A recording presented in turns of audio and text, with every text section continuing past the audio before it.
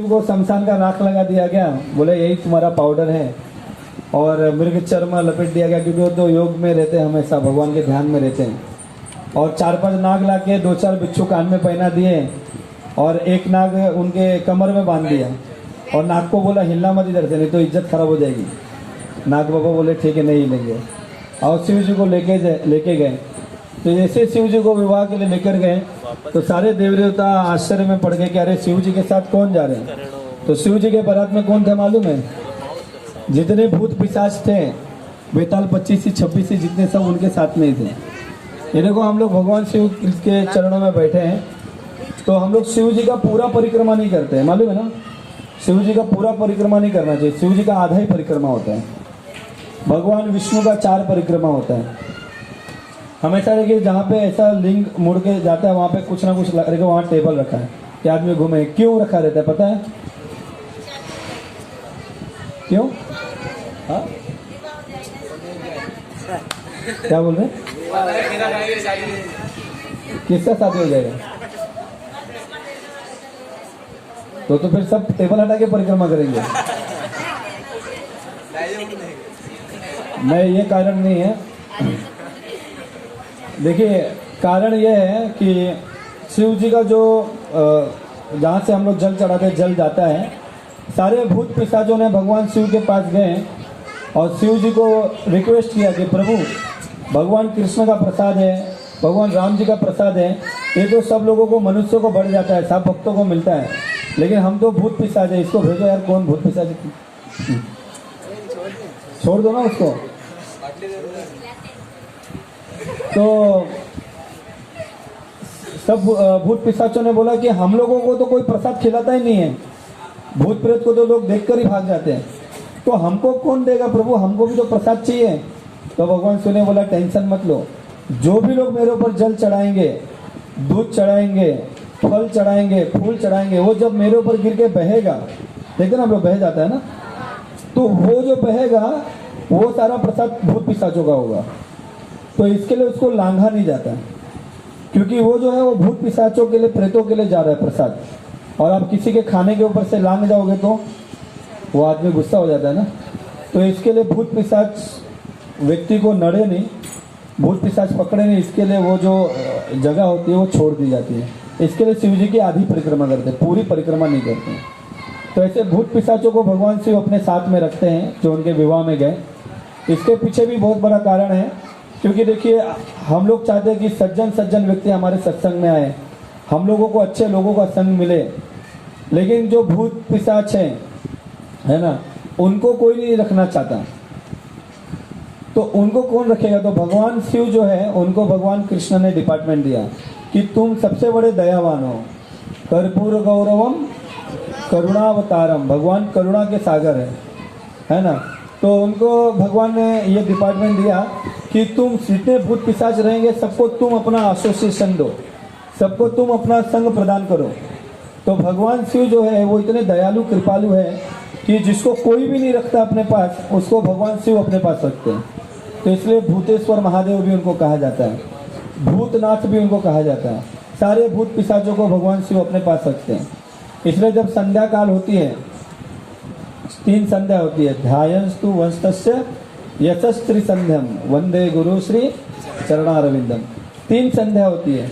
एक संध्या सुबह में होती है ब्रह्म मुहूर्त में, एक संध्या दोपहर में होती है, और एक संध्या शाम को होती है ना। तो संध्या काल में 4 काम नहीं करना चाहिए। संध्या काले मनुष्याणाम चतुर्कर्माणि वर्जयेत्, आहार, निद्रा और स्वाध्याय मैथुनम एवच। मनुष्यों को संध्या काल में 4 काम नहीं करना चाहिए। पहला, भोजन नहीं करना चाहिए, लेकिन अधिकतर लोग वड़ा पाव शाम को ही खाते हैं। अरे 6 बज गया, उसका धंधा लग गया रहेगा, सब जमा हो जाते उधर में। तो संध्या काल में मतलब जैसे सूर्य अस्त होता है ना, जैसे मान लीजिए सूर्य 6:30 बजे अस्त होता है, तो 15 मिनट पहले पकड़ लो, 15 मिनट बाद में पकड़ लो। हाँ, 6:15 से 6:45 या आधा घंटा पकड़ लीजिए, 6 से 7। अगर 6:30 बजे अस्त होता है तो, अगर 7 बजे अस्त होता है तो 7:30 से 6:30 से 7 से 7:30, तो संध्या काल में 4 काम नहीं करना चाहिए। पहला, स्वाध्याय नहीं, भोजन नहीं करना चाहिए। भोजन करने से कई प्रकार के रोग हमारे शरीर में आते हैं। दूसरा, सोना नहीं चाहिए, सोने से लक्ष्मी जी चले जाती है। तीसरा, स्वाध्याय नहीं करना चाहिए, कोई भी वस्तु पढ़ना नहीं चाहिए, मतलब आध्यात्मिक ग्रंथों को छोड़ के, नहीं तो आपकी विद्या आपको याद नहीं रहेगी। और चौथा है, मैथुन नहीं करना चाहिए। स्त्री पुरुष जो संग करते हैं वो शाम के समय में नहीं करना चाहिए। क्यों? क्योंकि भगवान जो शिव है भूतनाथ है। वो संध्या काल में सारे भूत प्रेतों को लेकर विचरण करते हैं। आपके पाड़ा नंबर 5 में भी आते हैं लेकिन दिखते नहीं है। भगवान जो है, लोग बोलते हैं ना भगवान दिखता नहीं इसलिए भगवान निराकार है, ऐसा नहीं।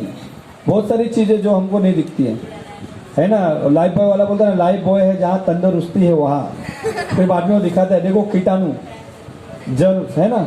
अभी मैं और आपके बीच में, हमारे बीच में बहुत सारे कीटाणु हैं, लेकिन हमको दिख रहे क्या? दिखते हैं? तो बताइए, इतना छोटा सा कीड़ा नहीं दिखता तो इतना बड़ा भगवान कैसे दिखेगा? और भगवान अपने ये आँख से नहीं दिखते। भगवान किससे दिखते हैं? भगवान भक्ति रूपी आँख से दिखाई देते हैं। तो वो शिव जी जो है संध्या काल में अपने भूत पिशाचों को लेकर विचरण करते हैं। क्यों? क्योंकि भूत पिशाचों के पास शरीर नहीं होता है, वो आत्मा होती है, प्रेत एक योनि होती है जिसके पास आँख, नाक, कान ये सब नहीं होता है, लेकिन मन होता है। उसको खाने का इच्छा रहता है, उसको सोने की इच्छा रहती है, उसको कपड़ा पहनने की इच्छा रहती है। मन होता है लेकिन शरीर नहीं होता है। जैसे आपका हाथ कट गया है लेकिन आपको गुलाब जामुन खाने का इच्छा तो होगा ना, लेकिन हाथ नहीं तो कैसे उठाएगा? इच्छा होगी, इच्छा नहीं मरती है। तो वो जो भूत पिशाच होते हैं उनको भगवान शिव लेकर विचरण करते हैं। और जो व्यक्ति संध्या काल के समय में संग करता है, स्त्री पुरुष का संग होता है संध्या काल के समय में, तो भगवान शिव एक पिशाच को उठा के उसके गर्भ में डाल देते हैं, जा तो इस स्त्री के पेट से पैदा हो जा, क्योंकि उसने नियम तोड़ा ना शिव जी का। तो आप बोलेंगे ऐसा तो कोई राक्षस पैदा नहीं होता, ग्रहण के समय में एकाक हो जाते हैं। लेकिन राक्षस मतलब राक्षस प्रवृत्ति वाला, उसको भगवान की कथा में इंटरेस्ट नहीं होगा, भगवान के नाम में इंटरेस्ट नहीं होगा, भक्तों से द्वेष करेगा, है ना। तो भगवान के भक्ति से जिसको इंटरेस्ट नहीं होता है उसी को असुर कहा गया है। भगवान के भक्ति में जिसको इंटरेस्ट नहीं होता है। तो इस प्रकार से भगवान शिव शाम को विचरण करते हैं और अपने पास भूत पिशाचों को रखते हैं। तो ऐसे भूत पिशाचों को जब लेकर गए भगवान शिव, तो बारात जा रही थी, भगवान शिव पीछे बैठे थे। बोले अब इनके लिए क्या घोड़ी लाया जाए, क्या लाया जाए? तो नंदी जी थे उधर पे, बोले नंदी पर ही बिठा दे उनको। नंदी पर बैठे और भगवान शिव सर पे चंद्रमा धारण किए, बहुत सुंदर स्वरूप है। और जब लेकर गए, गले में नाग पहने और आगे सारे भूत पिशाच नाच रहे थे। तो बता रहे थे कि भूत पिशाच ऐसे थे, किसी किसी को तो एक भी गर्दन नहीं थी, बिना गर्दन वाला था, और किसी किसी को गर्दन अनेक, किसी किसी को 100 सिर था। कोई अपना हाथ निकल के ऐसा घुमा के फेंकते ना, वैसा घुमा के नाच रहा है। किसी को दोनों पैर ही नहीं है, वो सरकते सरकते हुए जा रहा है। किसी को भेड़ा का मुंह है, किसी को बकरी का मुंह है। ऐसे सारे भूत पिशाच नाचते हुए जा रहे आगे। तो भगवान विष्णु, इंद्र, चंद्र सब टेंशन में आगे। बोले ऐसा तो यार शादी होगा नहीं शिव जी का, वो सामने वाले जो घराती लड़के वाले देखकर ही डर जाएंगे। तो बोले एक काम करो, सारे भूत पिशाच को बोले कि एक काम करो, तुम लोग पीछे आ जाओ। सारे देवताओं को आगे रखा गया। तो भूत पिशाच बहुत नाराज हुए। ये भगवान शिव ने बोला कि नहीं, विवाह हो जान दो, तुम लोग पीछे रहो, मेरे साथ में रहो। तो पीछे हो गए सारे भूत पिशाच, सारे देवी देवता आगे चलने लगे। तो जब आगे चलने लगे तो इंद्र थे, चंद्र थे, बहुत सुंदर सुंदर देवता थे। तो वहाँ पर जब गए तो लोग बारात आते तो देखने आते ना, तो लोग अपने बरामदे में से देखने के लिए आए। तो माता पार्वती की, सती की माँ थी, पार्वती की, सती की माँ थी ना, पार्वती, क्या नाम था? मैना जी जो थी वो देखने के लिए आई बरामदे में से कि चलो बारात आ रही है, जरा आरती विरती उतारूं। तो दूल्हे राजा कौन है? तो जब देखने के लिए आई तो देखा बाहर आगे से तो कैसे हम लोग पैकिंग करके थे ना, बढ़िया एकदम, आगे से तो बहुत सुंदर सुंदर देवता लग रहे हैं। तो जब इंद्र को देखा, भगवान शिव एकदम पीछे थे बैल के ऊपर, अभी वो दूल्हे राजा की एंट्री नहीं हुई थी। तो सब लोग ने देखा तो माता पार्वती बोली, नारद जी भी थे साइड में, बोले कौन है दूल्हा? यही दूल्हा है क्या? जो बहुत सुंदर जो इंद्र थे उनको देखकर बोले थे। तो नारद जी बोले नहीं, ये दूल्हे नहीं, ये दूल्हे के सेवक हैं, दूल्हे के इशारे पे काम करने वाले। बोले अच्छा, तो दूल्हा कौन होगा? फिर बाजू में अग्निदेव थे, अग्निदेव भी बहुत सुंदर लग रहे थे। बोले ये दूल्हा है? बोले ये नहीं, ये भी उनका नौकर है। तो ऐसे सारे देवताओं को देखने लगे। बोले विष्णु जी को बोले ये दूल्हा, बोले नहीं, इनका तो शादी हो गया, उनके मित्र है। तो फिर बोले दूल्हा किधर है? फिर धीरे धीरे देवताओं का लाइन खत्म हुआ और असुर लोग सब आए। और जब नंदी बैल के ऊपर बैठे थे, भगवान शिव विचित्र स्वरूप था, राख लगाए हुए है, चंद्रमौली चंद्रमा धारण किए है, इतनी बड़ी जटा है उनकी, गले में नाग धारण किए, चर्म लपेटे हुए हैं और हाथ में त्रिशूल लेकर आ रहे हैं। तो माता पार्वती ने बोला कि दूल्हा कौन है? नारद जी ने बोला यही तो दूल्हा है। तो जैसे ही शिव जी को देखा तो मैना के हाथ की थाली गिर गई और मैना जी बेहोश होकर गिर गए। बोले नारद मुनि, तूने तो मेरी लड़की का भाग्य फोड़ दिया। फिर बाद में जब उनको उठाया गया तो नारद मुनि ने तो और माता पार्वती ने समझाया कि ये कोई साधारण दूल्हा नहीं है, कोई साधारण देवता नहीं है। और फिर शिव जी की महिमा बताई उनको कि शिव जी कौन है, साक्षात परमात्मा है, शिव जी साक्षात भगवान है। तो जब ये मैना ने जब ये उनका विषय में सुना, शिव जी के विषय में, तो मैना बहुत प्रसन्न हुई और शिव जी का और पार्वती जी का विवाह हुआ। तो पद्म पुराण में भी एक कथा आती है कि शिव जी ऐसा वेशभूषा में क्यों रहते हैं। एक बार माता पार्वती ने देखा कि शिव जी जो है रात दिन रात केवल आंख बंद करते हैं और राम राम राम राम जप करते रहते हैं। शिव जी भगवान कृष्ण के, राम के बहुत बड़े भक्त हैं। इसलिए श्रीमद् भागवत पुराण में कहा गया है, निम्न गानाम यथा गंगा देवानाम अच्युतो यथा पुराणानाम इदमस्तथा वैष्णवानाम यथा शंभु। बोले निम्न गानाम यथा गंगा, जैसे सारे नदियों में सबसे श्रेष्ठ कौन है? गंगा। और सारे 33 करोड़ देवी देवताओं में सबसे श्रेष्ठ है भगवान विष्णु। और 18 पुराणों में सबसे श्रेष्ठ है श्रीमद् भागवत पुराण। वैसे बोलते संसार में बहुत सारे भक्त हैं, लेकिन सारे भक्तों में सबसे श्रेष्ठ कौन है? यथा शंभु, भगवान शिव सबसे बड़े भक्त है। भगवान शिव से बड़ा भक्त कोई नहीं। तो माता पार्वती ने देखा कि शिव जी रात को ध्यान करते रहते, लेकिन रात को ये अचानक उठकर कहीं चले जाते हैं। तो 2-4 बार देखा और एक दिन शिव जी का पीछा किया। तो शिव जी बनारस गए। कहाँ गए? बनारस में जो घाट है ना, मणिकर्णिका घाट, वहाँ पर गए। और वहाँ पे माता पार्वती चुपके से देख रही थी शिव जी क्या करते हैं। तो शिव जी को देखा, शिव जी एक मुर्दा जला रहा था, एक मुर्दा जल रहा था, और जल के जब उसका राख हो गया, देखिए यही, जब उसका राख हो गया तो भगवान शिव ने उसकी राख उठाई और राख अपने सर पे लगाने लगे। और राख सर पे लगा के क्या बोलते रहे? जय श्री राम, जय श्री राम, कृष्ण की जय हो, राम की जय हो, गोविंद की जय हो, ऐसा लगा के शिव जी बोलने लगे। तो माता पार्वती आश्चर्यचकित हो गई।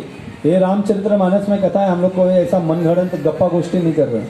तुलसीदास ने लिखा है इसको, आप लोग पढ़ सकते हैं। तो शिव जी को पूछा कि प्रभु आप ये मुर्दे की राख क्यों लगाते हो? तो शिव जी ने 2 कारण बताया। बोला राख इसलिए लगाता हूँ क्योंकि शिव जी बहुत बड़े वैरागी हैं, वो अपने लिए घर भी कुछ नहीं बनाए, है ना, कंगी बिंगी तेल बिल भी नहीं लगाते, एकदम साधु जैसा रहते हैं। उनका विवाह नहीं हुआ था। एक्चुअली शिव जी ने, भगवान विष्णु ने उनको बोला था कि आप विवाह करो। तो भगवान विष्णु को उन्होंने बोला कि नहीं प्रभु, मैं विवाह नहीं करना चाहता हूँ, मैं 1000 कल्प तक, कितना, एक कल्प में 43,20,000 साल होता है, कितना, into 1000 आप लोग कर लेंगे। बोले मैं प्रभु इतने कल्प तक मैं विवाह नहीं करना चाहता हूँ, मैं आपका केवल भजन ही भजन करना चाहता हूँ। तो भगवान ने कहा कि एवं अस्तु। तो 1000 कल्प तक शिव जी का विवाह नहीं हुआ था। 1000 कल्प के बाद भगवान शिव ने बोला कि ये सिंह वाहिनी, उनका नाम बताया, सिंह वाहिनी मतलब माता दुर्गा। बोले इसके साथ विवाह करो, बहुत बड़ी वैष्णवी है, वैष्णव देवी है, ये तुमको भजन में बाधा नहीं करेगी, मेरी ही शक्ति है, आदि शक्ति है। तो भगवान शिव को विवाह करने की इच्छा थी, लेकिन विष्णु जी ने बोला तो विवाह किया।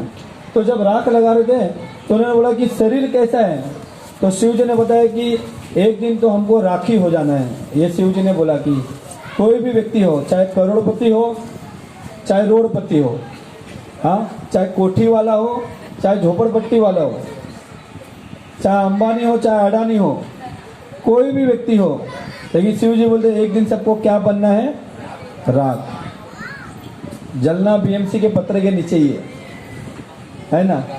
तो अलग से व्यवस्था है क्या? इसको हम लोग चंदन की लकड़ी के नीचे जलाएंगे, हाँ, ऐसा कोई व्यवस्था नहीं। पैदा होता है तो भी कोई करोड़पति के लिए अलग व्यवस्था रहती है क्या? नहीं, इसको हम लोग 3 महीने रखेंगे, बहुत बड़ा करोड़पति बनने वाला है, इसको माँ के पेट में 3 महीने रखने का है, 3 महीने में इसको बाहर निकालो, या अंदर एसी कूलर सब व्यवस्था करो। नहीं, पैदा भी उसी स्थिति में होना है, मरना भी उसी स्थिति में होना है। तो उल्टा आप देखेंगे जो अमीर लोग होते हैं उनको ज़्यादा रोग होता है। इतने बड़े बड़े जो हॉस्पिटल बने हैं जिसमें ज़्यादातर अमीर लोग ही हैं, कोकिलाबेन हो गया, नानावटी हो गया, अमीर लोग झगड़ा करते तो भी बोलते हैं गरीब आदमी को, तेरी जितनी पगार है ना उतने की तो मैं दवा खाता हूँ। बताओ ये अच्छी बात है कि बुरी बात है? तेरी पगार 20,000 है, 20,000 की मैं दवा खाता हूँ, मतलब तू इतना बड़ा रोगी है कि तेरे को 20,000 की दवा खानी पड़ती है। हमारा तो एनासिन में काम हो जाता है। तो इस प्रकार से भगवान शिव बोले मैं राख इसलिए लगाता हूँ क्योंकि परम वैराग्य को भगवान बताते हैं।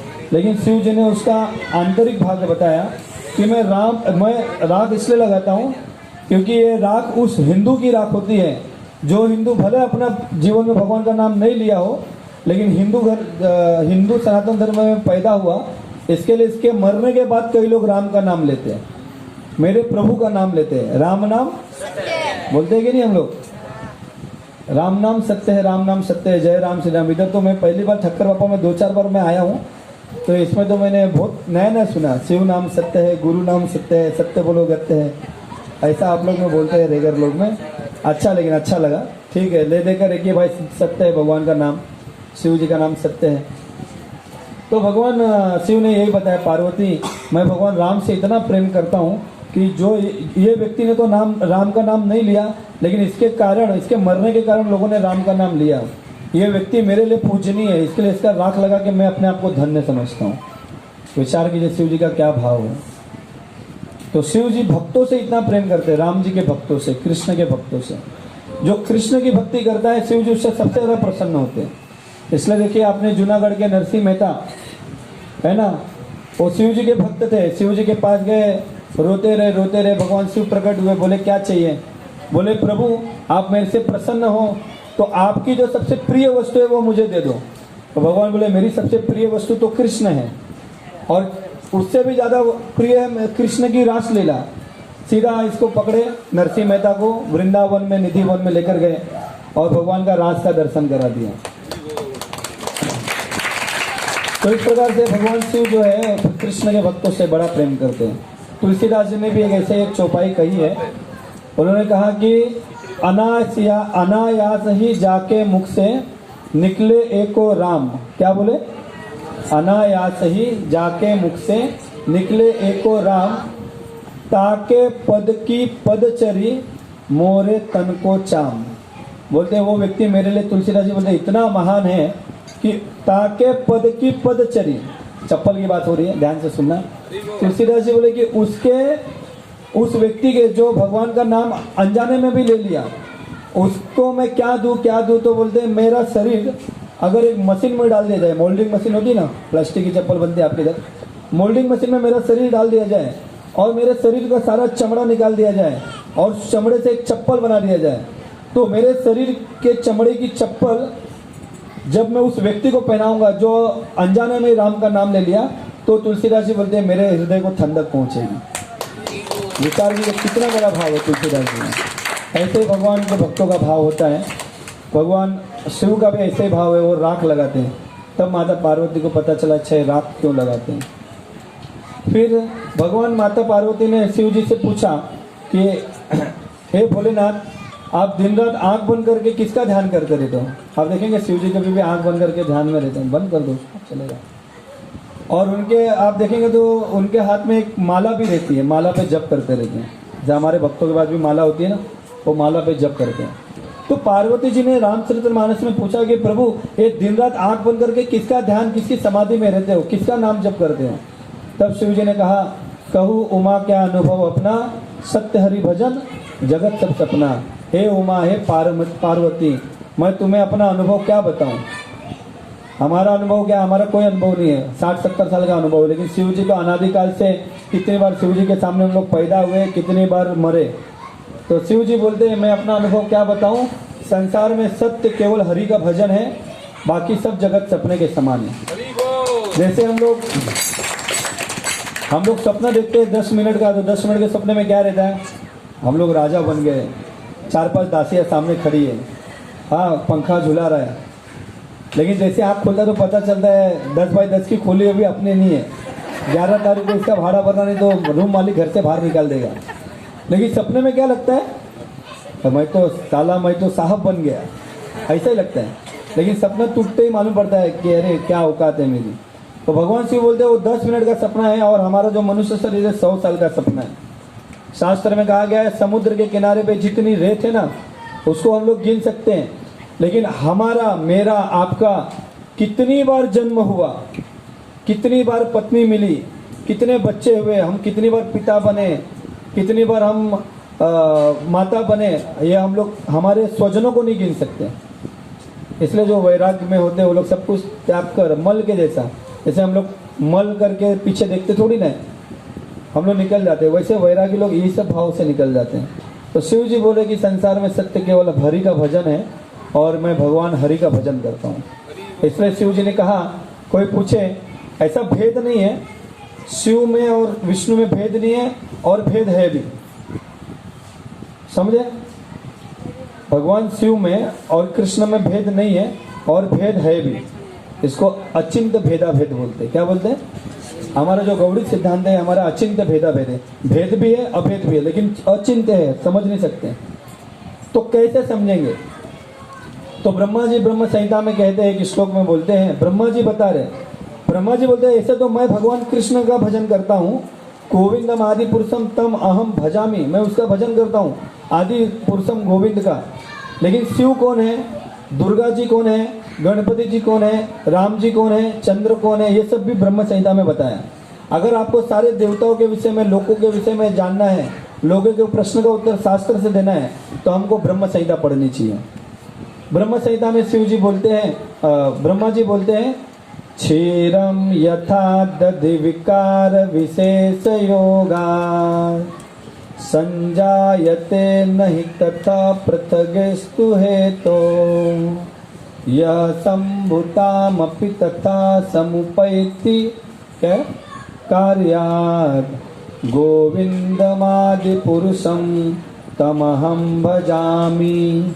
बोलते हैं क्षीरम दधि यथा, ब्रह्मा जी बता रहे, बोल रहे कि क्षीरम जैसे दूध से दधी, दूध से हम दही बना सकते हैं, दूध से हम छाछ बना सकते हैं, दूध से हम पेड़ा बना सकते हैं, मावा खोआ सब कुछ बना सकते हैं, बराबर, आइसक्रीम भी बना सकते हैं ना। लेकिन ब्रह्मा जी बोल रहे जैसे दूध से ये सारी चीजें बना सकते हैं, लेकिन क्या दूध से दही बना सकते हैं, छाछ बना सकते हैं, आइसक्रीम बना सकते हैं, लेकिन क्या आइसक्रीम, दही और छाछ ये सब मिलके वापस दूध बन सकता है? सब लोग ध्यान से सुनिए, दूध से दही बन सकता है, छाछ बन सकता है, लेकिन दही छाछ सब मिलके वापस दूध बन सकता है क्या? ब्रह्मा जी बोलते हैं यही